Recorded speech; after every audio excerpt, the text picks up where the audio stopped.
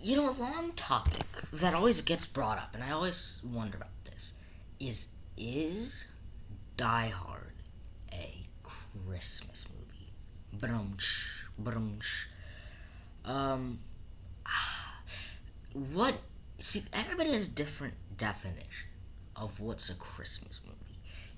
Is it a movie that Christmas has a key part? Is it something that Christmas happens simultaneously? Is it something that is implied that Christmas happens around? Is it something that, you know, involves the nature of Christmas? Does it have to be something. The point is, everybody has a different definition, and I think that's the case. Where there's two key ways of looking at it. Key way number one is Christmas has a key, central, fundamental institution in this film, in that film, in a Christmas film. And then the way of looking at it too is Christmas happens as the film's going on. And I think I'm kind of in between. Because you look at a film like Die Hard, and I think a good way to tell is it a Christmas film is if you took it away the fact that it's Christmas. But then you'll just say, yeah, but Zach, they did, what, four other Die Hard films that didn't really have anything to do with Christmas? Yes. But we're not talking about Die Hard, the franchise, we're talking about this specific film. And I can make the case that Die Hard, I think in its innate idea, in its concept, has to do with Christmas. Because the concept, when I ever pitch Die Hard, it's what I always say is Die Hard is about this guy, this cop, this everyday cop, John McClane, who just wants to see his wife and kid for Christmas.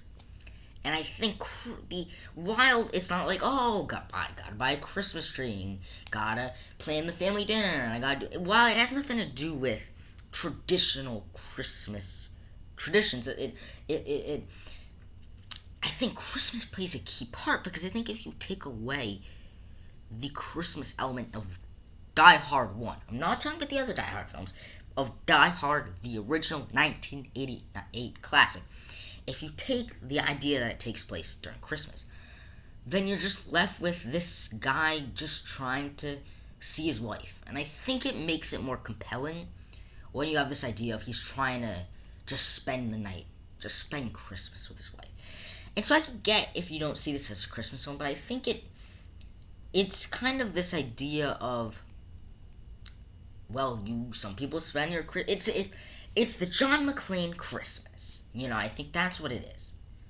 Because like at the beginning of the film, it's all about Christmas. At the end, it's about Christmas, and even throughout, his whole central goal is that of trying to celebrate Christmas. And I think if you take that away and just say, just John McClane trying to meet his wife and get with his wife and kids, it's not as compelling as what this film really is about, which is about a guy who wants to see his wife for Christmas and has to go through obstacles, if you will, to celebrate Christmas.